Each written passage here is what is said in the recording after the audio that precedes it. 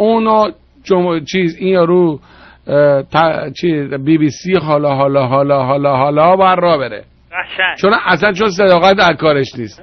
کاملا اومده که از این ملایان کونی پشتیبانی بکنه و نخواهد تونست.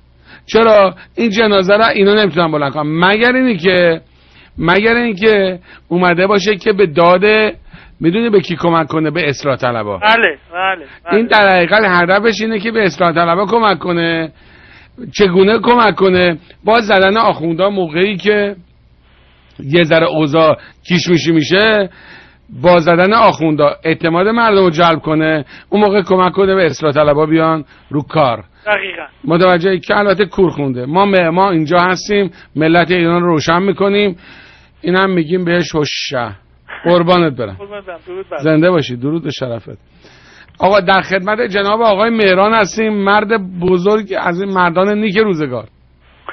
سلام بر شما آقای دکتر. سلام عرض کردم. ما